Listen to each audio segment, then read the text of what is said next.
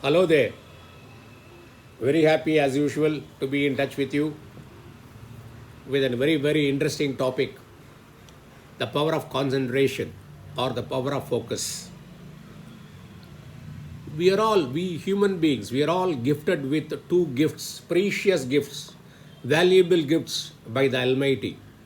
One is the power of imagination, and the other one is the power of concentration or focus. They are all like the two wings of a bird. Both are important for the successful flight, right? And reaching the destination, navigation and reaching the destination.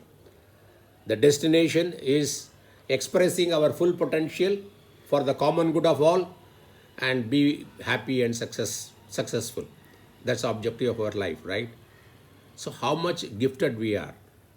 So we need to know how to make the best use of this power gifted by God, the ability to focus and the ability to imagine. The ability to imagine I already covered in my earlier posting. Those who have not seen it, please feel free. Go to my YouTube channel Ram Ignites and see them. And if you see both together, you can derive the best advantage of both of them. The quality of our life depends upon the quality of the experiences we have. And the quality of experiences depend upon the quality of our concentration or the quality of our focus. It's very important, right? So today the topic is the power of focus.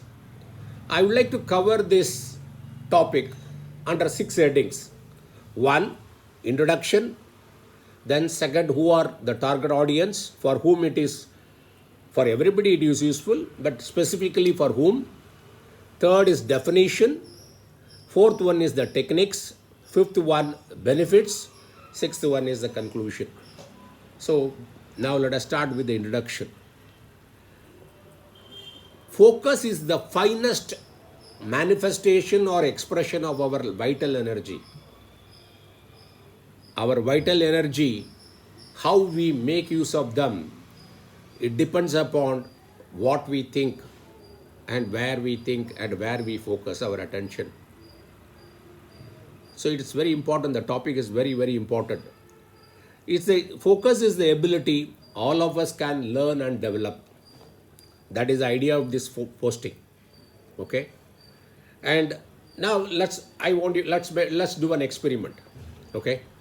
Please do what I say. Please raise your hands, both hands. Now raise it little more. Then please put your hand down. I said first, please raise your hands. Then raise little more. Then I said, put your hands down. What is the message here? At the first instruction itself, if you have raised your hand to your fullest, then the second one is a defunct. That statement was not meaningful, right?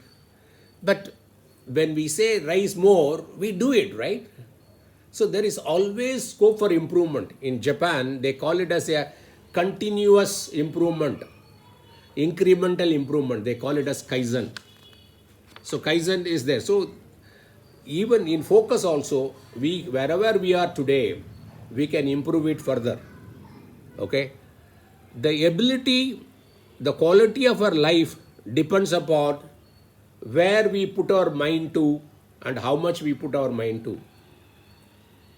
Think that if you are not happy with your quality of your life and your experiences, then you have to do a introspection about where you are put your mind to and how much of your mind you put there, right? So we are all trying to exploit the life experiences. We want to have a very good life experiences, thinking that it is possible through our sensory perceptions, using our eyes, using our ears, nose, taste, tongue and skin, right? No, that is not the right approach. That's why we are not happy. Though we are happy for some point of time, then after some time we feel that it could be different, it could be better. Okay, it's short-lived. We need to focus on our vital energy, life energy, and how we use them. As I said, thought is the finest expression of our vital energy. So, where we put our mind to and how much we put our mind to determines the quality of your experience, which in turn determines the quality of your life. That's the topic, the importance of the topic. See, we have our cognitive ability is limited. That's what the researchers say. It is 126. Let's take it 120 bits per second. Whatever we want to, suppose whatever I'm talking to you now, for you to understand the meaning, okay, of whatever I'm saying and pay attention to that, it takes, they say that around 60 bits per second. So you have only balance 60. Out of this 126, we need for our bodily awareness, say about 20 bits. Literally speaking, we have only 100 bits per second. If that out of the 100 bit seconds, 60 goes in what listening and understanding what I'm saying, then that's why we are not able to appreciate when both people talk at the simultaneously, because after using 60, we have left with only 40 bits. Then again, the other person talking and listening and understanding will take 60. We don't have that capacity. This emphasizes the need for concentration and focus. Suppose you use only 60 bits of your cognitive ability, the remaining 40, whether you like it or not, will go on various other objects and will make you distract on this topic where you want to. So all the more important that you have to have concentration and focus. If you focus partly, the balance will distract because it will go to different objects. These objects are going to disturb your attention. So this is very, very important. So concentration is very important so that you can have a very rich life experience. Okay. Now, I want to give you some ideas about how the concentration happens. See, we use our senses to perceive things, right? So whatever we perceive, in Sanskrit we call as a pratyaya. Pratyaya is the object of our thought. Because when you see something, you create a corresponding vritti. Vritti means mental modification. If you are listening to me, that is that what I am talking to you, that my speech is your pratyaya, that is the object of your thought. Accordingly, you create a corresponding mental modification, that is vritti. For every pratyaya, there is a corresponding vritti. So you have to be very clear and very choosy, very particular where you are focusing, because it is creating a vritti. Then you will ask me, what does it, why does it matter? It doesn't end there. So the pratyaya, the object of thought, creates corresponding mental modification.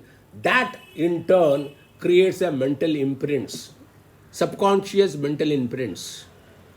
And when the appropriate time comes, this dormant mental impression, that we call it as samskara, okay, and when they are weak also, what will they, at appropriate time, it will start coming out and they will become fully aroused. When it fully aroused, then it creates a memory of your past experiences. The memory becomes again a pratyaya for you, the object of thought. So this circle keeps on going on and strengthening your samskara. The samskara is nothing but your personality. So your personality is built based on where you focus your attention and how much you focus your attention. So all the more this topic of the day is very, very important. We need to understand this aspect, why it is important, how our thoughts are happening, how our mental imprints are happening, how we get our memory, retrieve the information. All these things are very, very important. But now, this topic I am going to base on basically totally on Indian scriptures, the Indian knowledge. It's a great knowledge in the world, for sure. The ancient and more effective, more powerful knowledge on any topic whatsoever. be it physical, be it physiological, be it philosophical, be it anything, intellectual, spiritual. Indian knowledge is the best.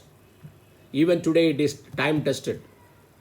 All foreign authors on psychology, they initially start with something, ultimately end up with Indian knowledge. They say that this is the best, this is time tested. Okay. So I am also going to base this topic is on Indian scriptures, predominantly Patanjali Yoga Sutra and Bhagavad Gita. In all my posting, I have been always urging, right from 7th standards, the secondary level of education, every school, they should teach Patanjali Yoga Sutra and Bhagavad Gita. They are not at all religious. The politician may create an impression that it is belong to particular community or a religion. It is not so. It is universally applicable. That's why all over the world they are doing it now. But in India, because of our narrow mind for the political gain, we make Patanjali Yoga Sutra and Bhagavad Gita pertain to or relate to particular sect. No. It is universal applicability. We need to ensure that, okay, that this Patanjali Yoga Sutra and Bhagavad Gita is taught in all schools. If that is not happening, at least I would urge all parents should read them, okay, and educate their children about this knowledge for their benefit and for their children's benefit.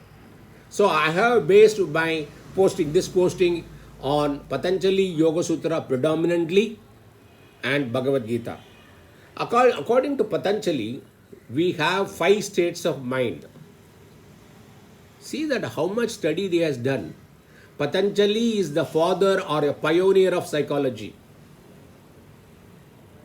I challenge this.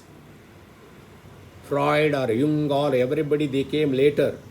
Still they are not complete. But Patanjali Yoga Sutra, 196 sutras. I would urge that everyone should read and understand. There are a lot of books available in almost all languages of the country. So you can, if you understand English, it is available. If you understand Sanskrit, it is available. If you understand Hindi, it is available. If you understand any language, Yoga Sutra is available. We should read and we should educate our children right from the age of 7th standard, means 10th, when they become 12, so that they will appreciate and you can relate to our day-to-day life. So in Patanjali says that there are 5 states of mind. See, this is not, I am not talking about anything about nuclear energy or windmill energy. I am talking about our own vital energy. We know so many things about the objects of the world, but how much we know about ourselves? Is it not that knowing more about ourselves we can utilize and explore and exploit the other object of the world better, more effectively? So we in India, we always give emphasis on the subjective knowledge first. Know more about yourself. That will help you to exploit the resources better. So he says that the 5 states of mind, what are they? I will tell in Sanskrit word and I'll give the meaning in English also. Shipta, Mooda, Vikshipta, Ekagrata, Nirodha. These are the 5 states. Shipta, highly agitated state of mind. In that state, we don't know what we do, what languages we use. We use filthy languages. We hit people. We throw at people. Highly agitated. Is it possible to achieve anything good when you are in this state of mind? Is it not important to know that first of all we are in this state? Or we have been at some point of time in this state? And this state is not functional and we have to go to some other state which is more functional? Is it not important? Is it not the topic of the day important to all of us? Right from the age the student is becoming 10 or 11 years old? Suppose you are in a Shipta state, the agitated state of mind, you should know why you are so having this and what should I do to come out of this? That's what we are going to say. That's what Patanjali is going to do. The Shipta state of mind is a very agitated state of mind. And he says that by having dispassion, by having dissipation of the things on things which are not functional to my life, and having a very worthy and clear goals, which is good for me and for the whole common good of all, and removing all other things other than achieving the goal, rather than focusing on the means of the goal, and anything any other disturbances and distraction come, they are all should be removed. That determination to remove all the disturbances is called vairagyam. Vairagyam is say no to things which are coming on the way of achieving your worthy goals for the common good of all. If you don't have that, you will have the disturbed mind. The Shipta, the cause of Shipta is excessive rajas, highly activity oriented, the mental agitation. I'm sure all of us have experienced that. The second state of mind is Muda, a dull state of mind. Well, let's do it tomorrow. We have whole life before us. We don't know. This is the greatest ignorance we have. We think that if you are particular age, then we keep a particular standard years of life and think that we have that much years left out. No. Anything can happen anytime. Even we are going to live so long, this life is so precious that why can't we make every moment useful to us? That's why the God has given us the human birth. Every minute. Is it not our great rishis and munis and people, kavis, they have not done this? Have not Patanjali has done this? Vedavyasa has done this? All great people have not done this? Is it not our responsibility that being grateful for God that He has given us a human birth and make the best use of the resources? Suppose you have resource, money. Will you not put the money to the best possible way to get the return? Why not for these resources, the human being, the body, mind, intellect, and the knowledge reservoir? The Muda is a dull state. Then what should we do to come out of it? For come out of it, we should start doing some practice. Abhyasa. Abhyasa of what? Whatever is required to achieve our worthy goal. All this is presupposes that you have a worthy goal or worthy goals, okay, for the common good of all. Clear and worthy goals. If you don't know where you want to go, whatever the means of transport doesn't matter, okay. If you go to the railway station and ask for the ticket person asking you, where do you want to go? I don't know. Then what does it matter? Which train or bus you take and how long it takes? So we need to have a worthy goal. And clearly, whatever the distraction coming in the way, we should say no to that. First of all, I want to reiterate one thing. The topic of the day is not something quick fix. You see my video for 20 minutes, 30 minutes, and you say that, wow, my concentration, power of concentration has improved. Sorry. I am talking about a lifestyle.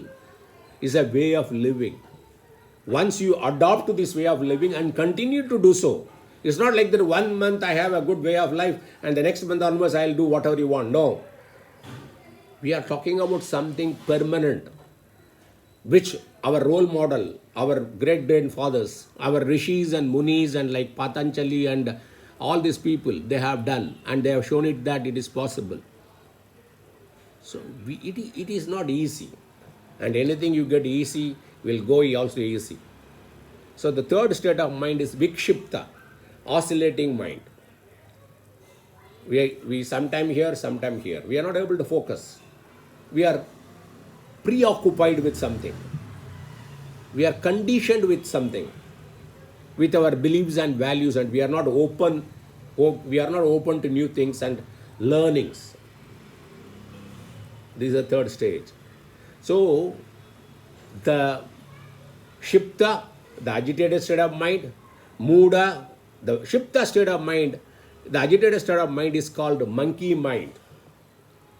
And the Muda state of mind is called donkey mind. And third one is Vikshipta, it's a fluttering state of mind, is called butterfly mind. So gentlemen, I'll conclude in this session like this because we are reaching 20 minutes. And other two state of minds, we will see it in the next posting. Thanks for this opportunity.